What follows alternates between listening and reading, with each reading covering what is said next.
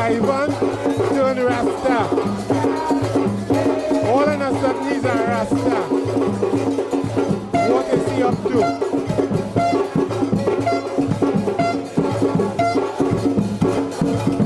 Is he one of those who been doing activity in Central that Pulsi Bagan talked about?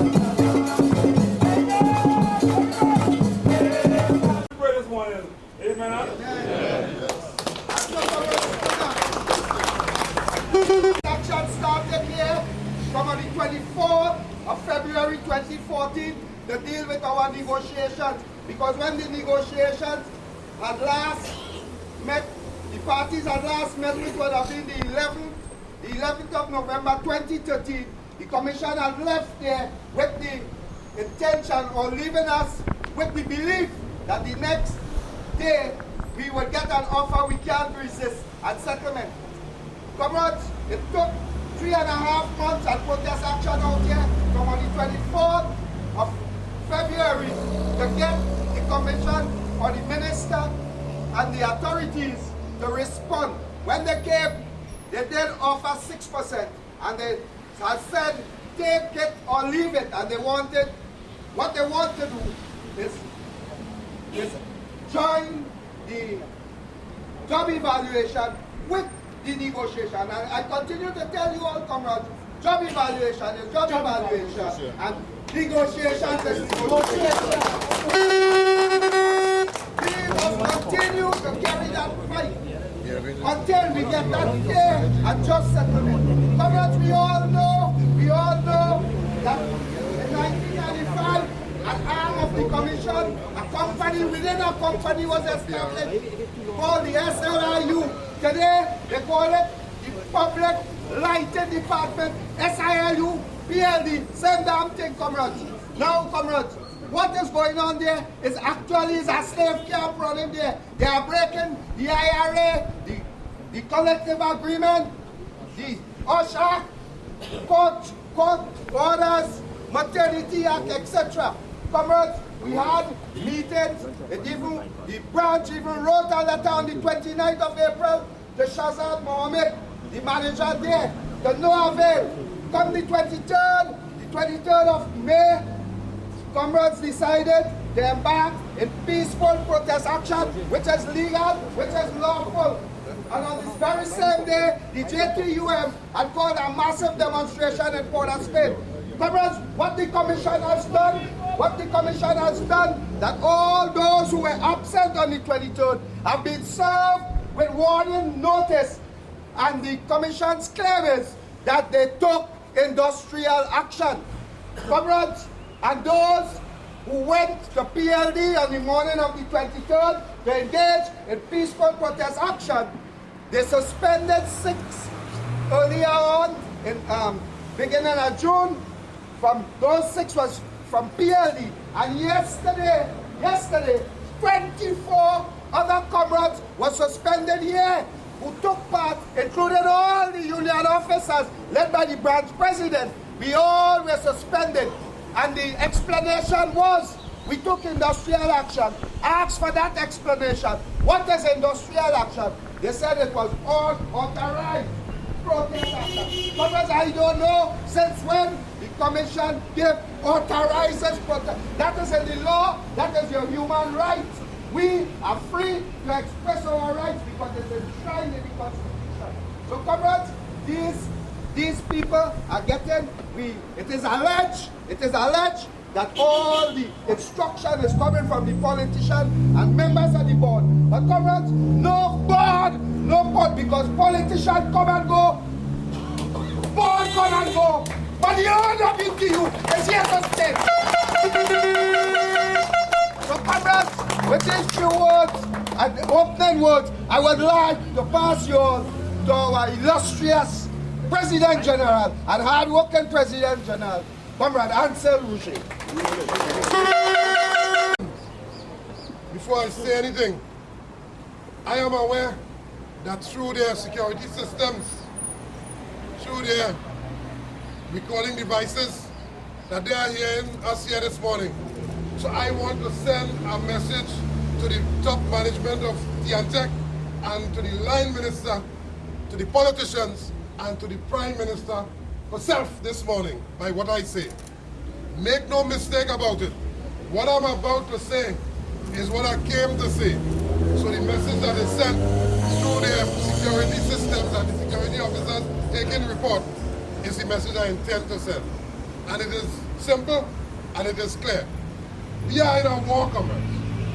In case we didn't know before, the Commission has declared war on its workers, but more particularly, the Commission to declare war has declared war on the Oilfield Workers Trade Union.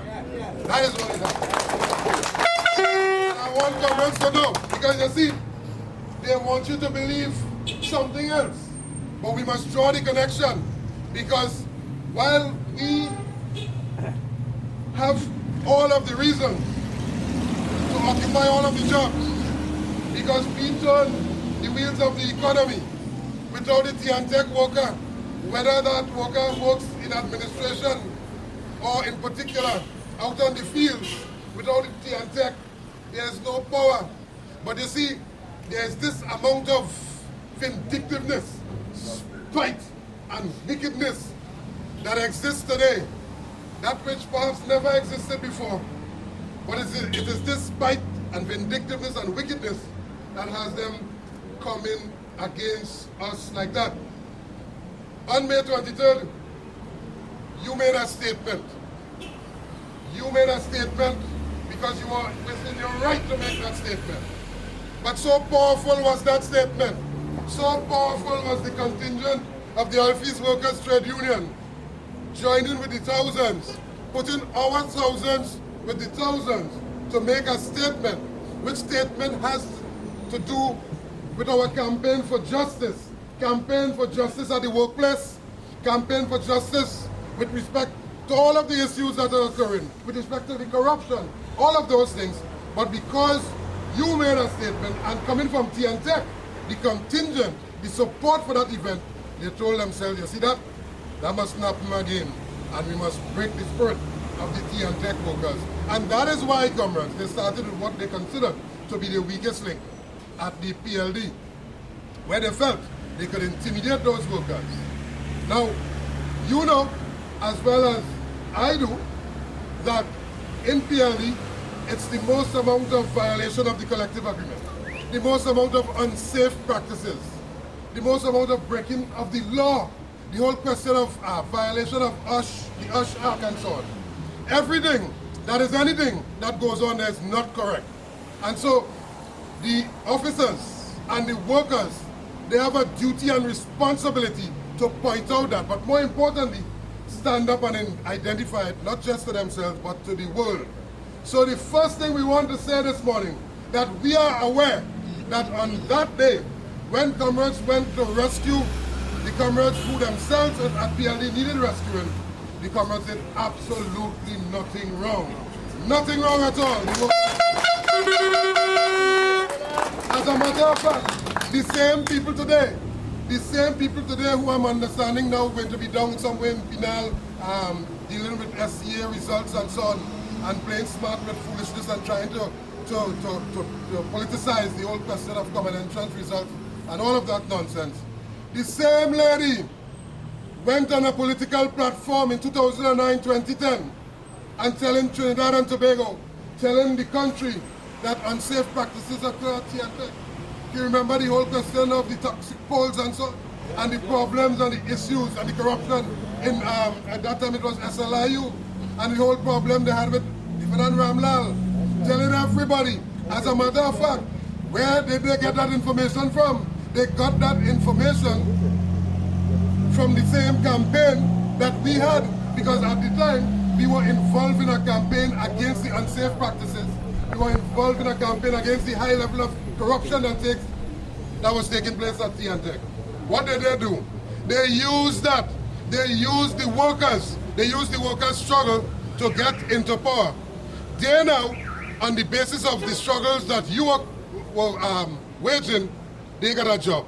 They haven't had a job now, taking away your job, suspended. Could you believe the level of wickedness and so on that is occurring here? So my point this morning is that you are doing nothing different to what you was doing in 2009 and prior to that, and of course in 2010.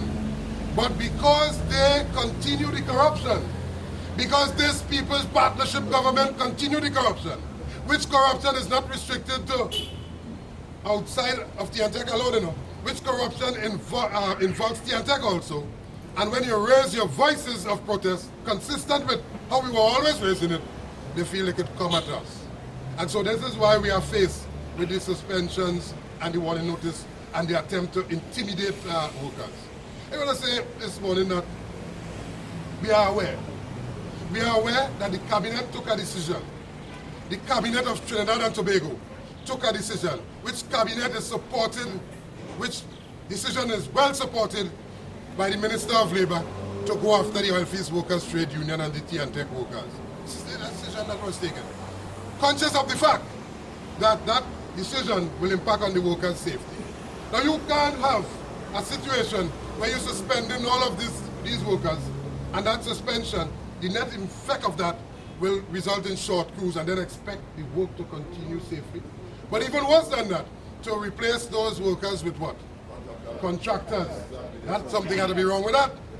And I'm saying this morning that Government of Trinidad and Tobago, Prime Minister and Minister of Public Utilities, you are picking a fight that you will not win. You're provoking the workers. You're provoking the T&TEC workers, and of course, you're provoking the Oilfield Workers Trade Union into a type of reaction that would see it costing you.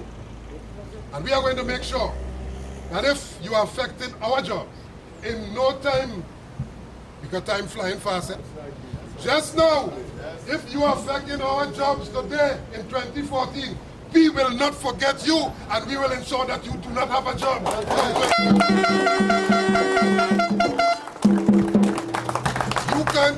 You can't suspend me for the right thing. I'm standing up for the workplace being safe. I'm standing up for the workplace being free of corruption. I'm standing up for my right. Through the Constitution, I have a right to stand up for any issue that affects any citizen in Trinidad and Tobago. And nobody from Kamla, and I'm calling on him, from Kamla to Minister Bash, Board Member Henry, entire board, nobody could prevent me from exercising my right to stand up for a better Trinidad and Tobago man. And insofar as you want to do that, it just shows, comrade, the level of deceitfulness that is occurring. That what was right yesterday, what they supported yesterday, or 2 or 3 years ago, 4 years ago, what they supported, that wrong. And they're attacking people for like if it's the first time they see that happening. In fact, when they advised that they would have been supporting us in 2009, when Kamla Prasad Bisesa closed the constituency office and made the announcement in 2009 November that they were supporting the Oilfield Workers Trade Union, which at that time we were standing up against all of these same issues, that they were supporting the effort to shut down the country for 2 days. They were in support of that. They didn't care if the T&TEC workers didn't come out to work. In fact, they wanted the country shut down. But today we continue to be consistent. They have everything wrong with that. And you see, we have to be brutally honest. We have to get more vexed. Because you see, old talk and stupidness is old talk and stupidness. But when it comes to my work, you interfere with my family life and my future. Will you ever hear in this world, but more than that, will you ever hear in the OWTU and in Trinidad and Tobago and in T&TEC, workers can't protest? So that the place is so unsafe, so that the place is so filled with corruption, and workers can't. Will you ever hear that? And so that if you raise your voice in protestation, you're now given letters of investigation and so on. And as I said, we are aware of that. We are aware that that decision was taken. And I wanted to point you to Petrotrin and to NP. It's the same type of approach that they don't mind that if they lose these matters in court, indeed they are going to lose all of these matters. But they have calculated. They calculated that they will use their deep pockets, use taxpayers' money, use ratepayers' money, use the customers' money, consumers' money, use the revenue here to go after the workers. So that when they go to the court with these matters, and these matters have already been well in hand, and we guarantee, comrades, we guarantee that they would lose all of these matters. But what they are calculating is between now and the time that these matters are heard, election will come and go, and the struggle would have been broken, because workers will be intimidated, and workers will be fearful and so on, and so they would have broken the back of the struggle. So that when you come out to talk about how T&TEC is being run, and how the amount of corruption, which is joined now with the rest of corruption in Trinidad and Tobago, that picture will not be properly painted. In fact, they calculated that that picture wouldn't be exposed at all. At Petrotrin, they filed an injunction to prevent the workers from doing the same thing, identifying the corruption, the nepotism, the mismanagement, and so on. The The union applied for the discharge of that injunction. The court said yes, they discharged the injunction. They appealed that decision, and pending the appeal, before the appeal was even granted or heard, they wanted the injunction to go back in place. Now they know they're going to lose the appeal, but theirs is the strategy to, while they are hearing that appeal, put back the injunction to prevent the workers from coming out and exposing them. They lost that. They appeal, they lost that, they lost.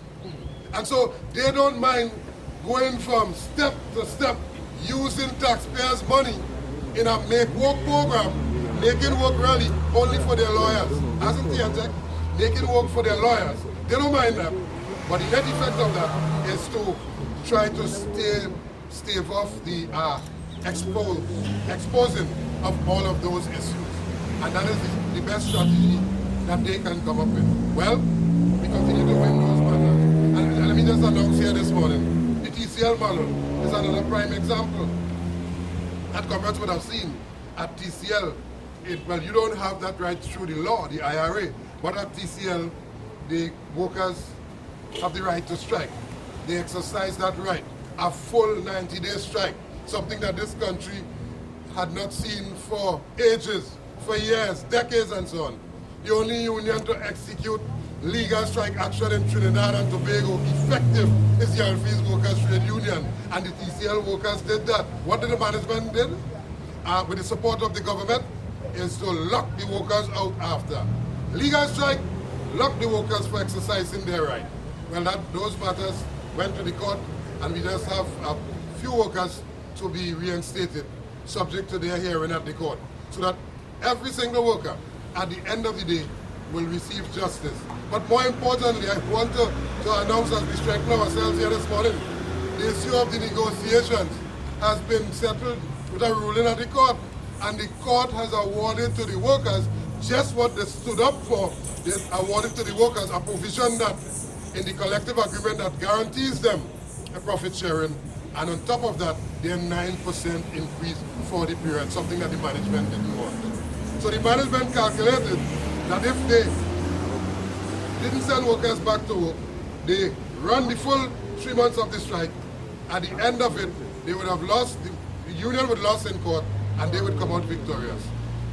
Today that management is still in place. They failed at the strike, the management, that is, the workers got justice last week through that judgment, and the union is once again victorious. God don't sleep. God don't sleep at all. God don't like injustice. God don't like ugly. But we are having, with this government, we are having the most amount of injustice and the most amount of ugly actions this country has ever seen in its history. On the board, and I saw a name displayed here this morning, on the board, his only mission is to carry out an attack against the Oilfield Workers Trade Union. But at the same time, position their company for contracts, not just in T&TEC, all over the place, exploit workers in that security company, or those security companies, and go home with their pocket filled. It's all about the money, comrade. It's all about the money. It's all about the unholy alliance and ungodliness that takes place at the level of governance in this country. And it seems that if you didn't get pre-action protocol letter, you're giving the workers notice of investigation. You're giving the workers notice of suspension and so on. Well, I want to just back and remind comrades that in the last negotiations, you, the T&TEC comrades, just as you did from what? February to now? From February to now, where you would have had every morning a sustained effort. You here led the battle, joined by the rest of the T&TEC comrades, and later on, joined by the rest of comrades in the OWTU and in Petrochin, broke the mantle, broke the back of that unfair 5% cap. In other words, you were at the tip of that struggle. You are at the point of that struggle, breaking the 5% cap. No amount of suspension, no amount of warning notices would suppress the action of the Oilfield Workers Trade Union. None. They could suspend from now till the cows come home. We are going to do what we have to do, what we have always done in this country as OWTU members and of course comers here in San Fernando. And I heard you singing that you're not afraid. And I want comers to mean that, because we cannot allow ourselves to be intimidated by this action. We are seeing through their plan. We are seeing through the plan to try to prevent this thing from going forward. Job evaluation. Just imagine that. Job evaluation, the management fix themselves. They fix themselves at the top echelons of the management. And now they want you now to accept both job evaluations and negotiation as one item. Well, the president is correct. Workers are correct.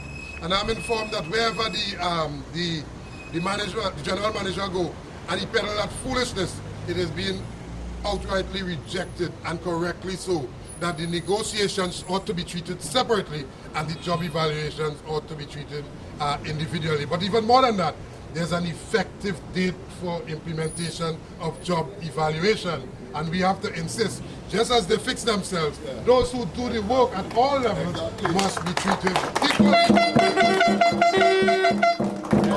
So in this country you have two set of people.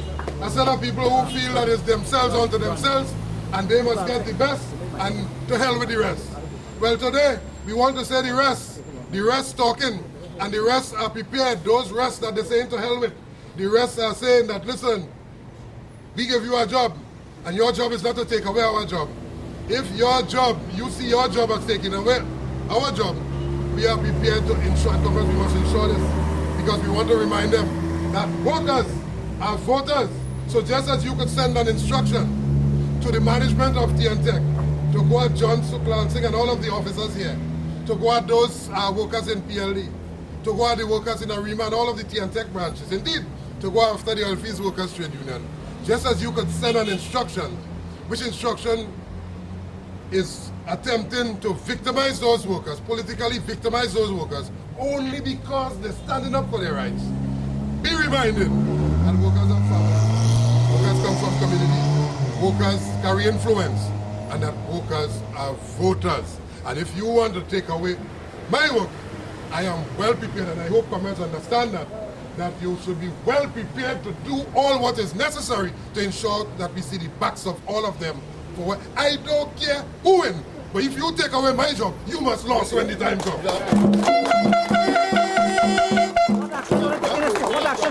And so we are saying that the action of the Commission to suspend these workers is itself an act of spite and wickedness and vindictiveness against those workers. That's the first point we want to make. And that it's a political instructions being carried out by the management of T&TEC. That's the first point we want to say.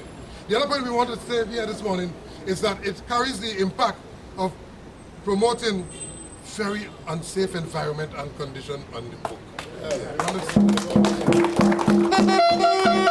Have en masse all of the experienced workers out. They haven't done nothing, violated no safety code or so, but you have them out, and then you have the place run as smooth as how it was when they were there. What in effect you're saying is that you didn't need those workers, or that the place will be more safe when they're out, and it cannot be like that. T&TEC is an unsafe place today, comrades. Unsafe because the management is and if they are prepared to run an unsafe place, which unsafe place, unsafe entity, unsafe environment at T&TEC, which carries a record. Now remember, we're not only talking of, we have the records. In fact, comrades here would have grieved. We would have gone to the wake and funeral of workers who died, contractor workers too. So when you send the workers out this morning, what in fact you're preparing to do is to kill more people at the expense of the jobs of those who you send away. And if you are prepared to violate the collective agreement, violate the Ash Act, run short crews, supplement those short crews with contractor workers, unskilled labor, inexperienced workers, who will now be asked to be out in the public domain and so on, which itself will put the public at risk. We are not prepared to accept that at all. We are not prepared to enjoin you in In fact, the whole question, yes, the whole question of retirees, that itself Israfil Ali should be somewhere rocking in some rocking chair. He's given a contract to come back here.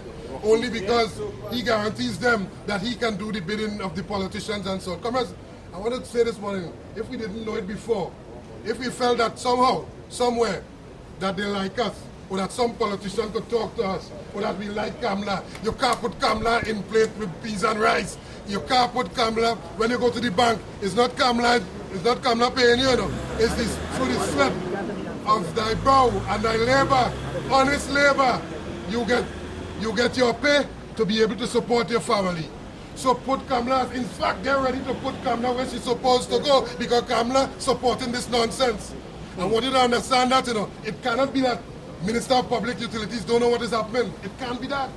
It cannot be that the Prime Minister don't know. Because if you take an action, which action will remove workers from their jobs, and at the end of the day, it might very well threaten, because we cannot guarantee the public's safety.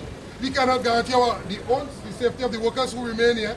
We cannot guarantee a reliable supply of electricity once you remove the workers who are supposed to guarantee that supply. And therefore, in calculating this move, somebody must have told the Prime Minister, listen, this is what we're going to do. Because you have a lot of crime taking place in the society today, and you need to have the place properly well electrified and so on throughout all hours of the day and night. You need to have the type of response to any type of emergency call consistent with the collective agreement and with safety. And so once you take these workers out in mass all over the place because of your foolishness and your attempt to victimize them, they must know. She's head of the Security Council in this country, and anything that threatens the security of the country, she ought to know. So she is well aware. I'm making the point, comrade. Because you see, some people like to hear that it's the management. They like to hear that. And they will be satisfied to feel or to believe or to fool themselves that it's the management alone. T&TEC management does not act on its own. I want them to know that we know that. But more importantly, I want you to know that. Because when they come for your vote, after they have you outside, and even if you were not suspended, you had a threat of suspension hanging over you. You work alongside a worker or brother who was suspended.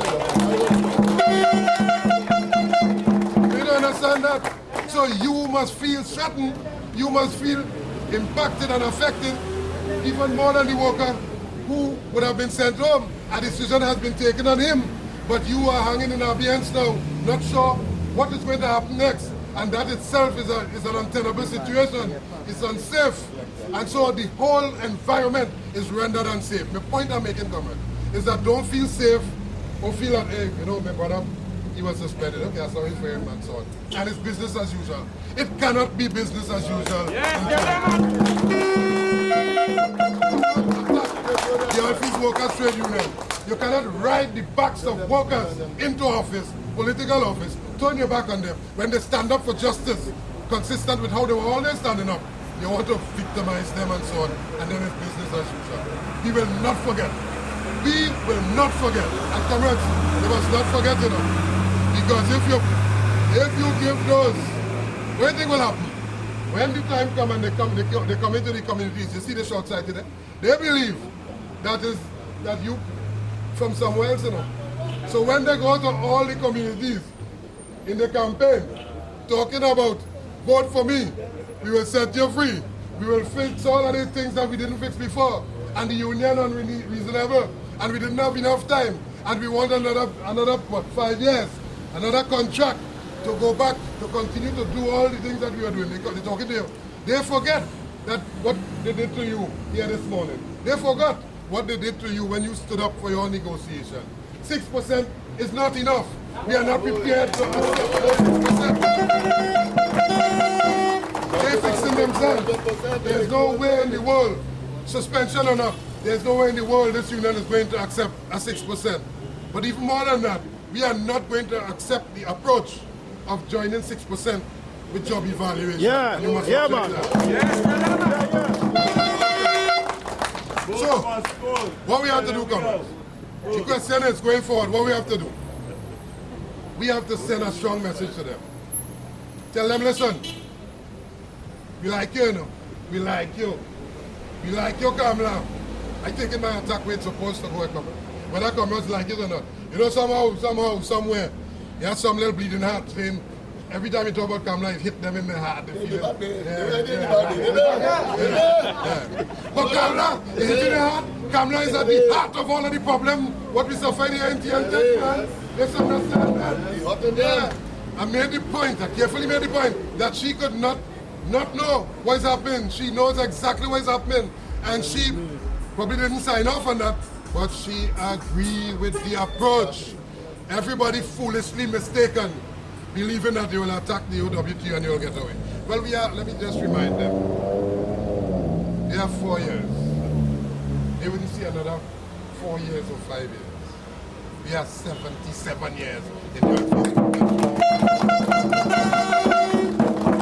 We see politicians come and we see them go. We create the environment for them to come and we certainly create the environment for them to go. So think about it. Think carefully about it. All of the bleeding hearts, all of those who feel that they're not touchable. If T&TEC fail, and the way they're pushing T&TEC, they're pushing T&TEC to fail. At the end of the day, all of those who believe they could support or they feel that the government is here and they have a little wicked commission.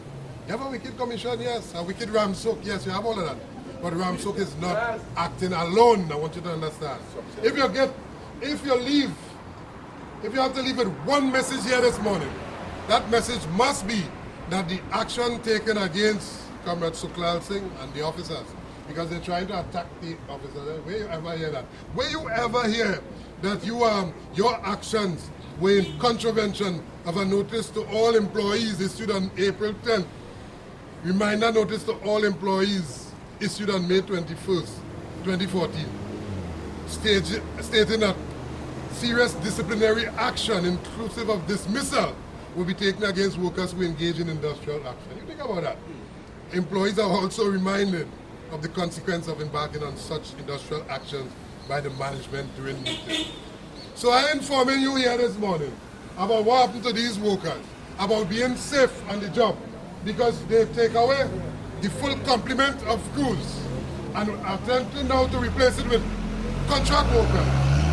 I'm informing you how unsafe that is, because it has been the experience at T&TEC that people die, workers die, contract workers are dying. We have make up that. We went to the funeral, we went to the wake, and so on. We bury workers who die as a result of Ramsook running an unsafe T&TEC. That happened already. I'm here this morning warning you that we have to be careful, extra careful, because if they remove permanent skilled workers and replace them with contract workers, we have to be very, very careful about how we go about our daily routine and so on. And that is industrial action. That can be industrial action. When we call all of the citizens, but more importantly, in calling all of the citizens, we have to have our troops, Blue Shirt Army, comrades who were at the helm of breaking that 5% cap, the T&TEC workers who have a high degree of militancy and consciousness and awareness to come to those struggle to support your union, to make the point that the country is not being run properly, that T&TEC is not being run properly, that Petrotrin is not being run properly, that all of these state enterprises, at the end of the day, if they are not managed properly, the country will lose. But not only that, they will put workers' lives at risk. When we call you, and comrades came who are on the off day, comrades who took days off and so on, comrades who by whatever means came to that process, exercising their democratic right within the Constitution of Trinidad and Tobago, they're taking action against you. Think about that. And then the following day we understand, when they got all but the 3,000 persons huddled up in a little corner in mid-center mall, in a failed attempt to show the country that they still have support for the nonsense. That's the following day when they had the UNC rally. They had workers, they had some support from T&TEC, but nobody said anything about those workers who would have gone on that day after. You think about the wickedness that is happening. The day before, you stand up for your country, which is your right to so do, they victimize you. But the day after, whoever go to the UNC rally, come from T&TEC, you had that too. nothing, no, nothing up. So they love you for that, and they hate you for the other thing. Well, we are accustomed to the half and half country. One time, the people who in opposition, they love you because of what we are saying. As they get in government, they hate you because you're saying the same thing. The same thing you're saying yesterday, you're saying today, that there's corruption, there's mismanagement, there's unsafe conditions in T&TEC. They hate you today, but they love you yesterday. You know why? Because they love nobody else but themselves. A selfish bunch of people. Yeah. But wickedness, corruption, spite, vindictiveness, mismanagement, all of that will have its day. And it will have its day not only when they send home them, catch them and send them home one by one, you know, but finally that will come to an end. And you, comrades, you have a responsibility. I will come back right here and elsewhere and go on a public campaign throughout the length and breadth of this country because they provoke the wrath of the Oilfield Workers Trade Union. I will do that purposely to ensure that they are repaid properly when that time comes, and the time coming very, very soon. So go ahead and suspend workers. We will have our day in court. The workers will be back on the job. That is a wrongful and vindictive suspension, but the time will come.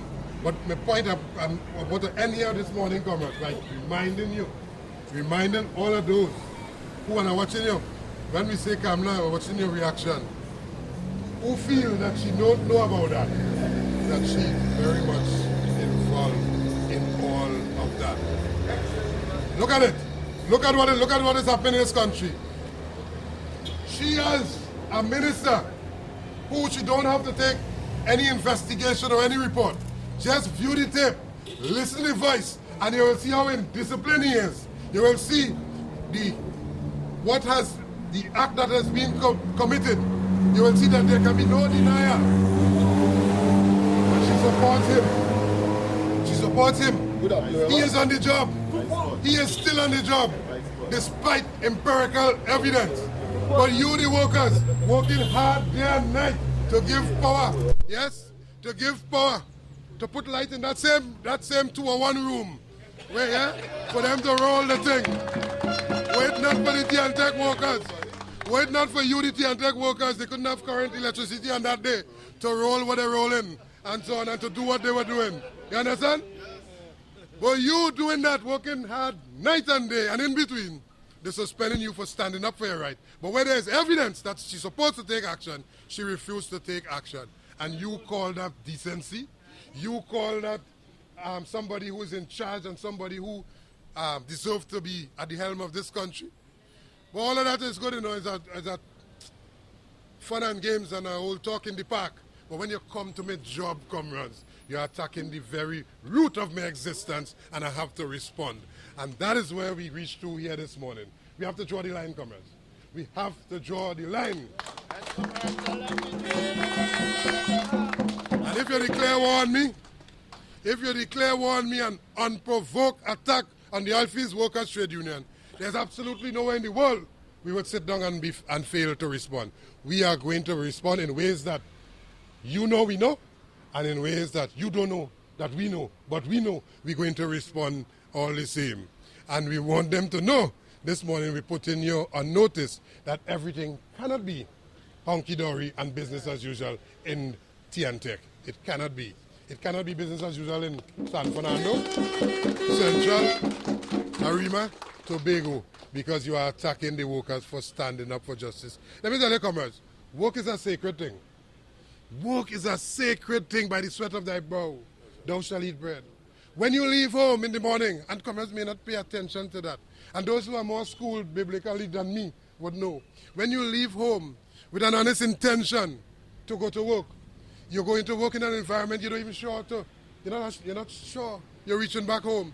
But all the same, because you want to earn an honest day pay, daily wage, you follow the teachings by the sweat of thy brow, thou shalt eat bread. So it's a sacred thing. But in doing that, you have a responsibility to ensure that you work safe, that you secure your life, that you secure your limb, that you secure your brothers, you are your brother's keeper, that the ones next to you, that you look out for those workers, your co-worker, and your co-worker look out for you. But when you have a management interfering with all of that, removing from next to me the experienced worker, which experienced worker would have seen a fault, would have seen an unsafe condition, because his is a trained eye to see that. When you remove that and you replace it with contract worker, only because you want to send a message, only because you want to victimize me, what in fact you're doing, you're interfering with the sacredness of work. You interfere with my very existence. And so we have a duty and responsibility, comrades, to do what we have to do. And again, I want to end by reiterating that it cannot be business as usual in T&TEC when you suspend all of these workers unfairly and unjustly just because you're carrying out political instructions and so on. Absolutely not. And we will have our day. But even between now and then, when we have our day, you will be inconveniencing the consumers. You will be putting at risk the consumers. I want the media to carry that. T&TEC management has embarked upon an action, which action carries the net effect of putting the public at risk, putting the workers at risk, creating a very untenable environment in T&TEC. I want to end here. We have a lot more to say on this and a lot more issues. But let me thank comrades for keeping the fight, keeping the fire burning from since February to now. Yeah, same kind of, they don't like that, you know. And just what they don't like is what we must give them. And so I want to thank comrades for coming out on, this is my first opportunity to tell you that, for coming out on May the 23rd, the same thing they don't like. Because, you know, they tell the world that everything is okay in this country, you know. They're living in the next Trinidad and Tobago, you know. One where everything okay, one where T&TEC workers are no problem, petrochem workers are no problem, one where they're filling their bags with money, where all the corruption taking place, and nobody see, nobody care, nobody know. That's the world they're living in, you know. Where they would like everybody to believe everything is okay. So they will go abroad and tell the world that we have peace in Trinidad and Tobago, that we have no crime in Trinidad and Tobago, that we have no industrial relations problem, that T&TEC is being run efficiently, nobody dies at T&TEC, no contract labor, no violation of collective agreement. They tell the world that. So when we come out on the streets, or when we gather here, it makes a lie to what they say. And that is what they are upset about, because it's a serious and sharp contradiction with what they are telling themselves and what they're telling the world. So when you were in your numbers, and again, despite who came, we call all for May the 23rd, but I want to tell your comrades this morning that the T&TEC workers, the Blue Shirt Army, responded in mass on May the 23rd. Look at that film, and you would recognize how much of us stood up in defense of a better T&TEC and a better Trinidad and Tobago. And that is what they don't like.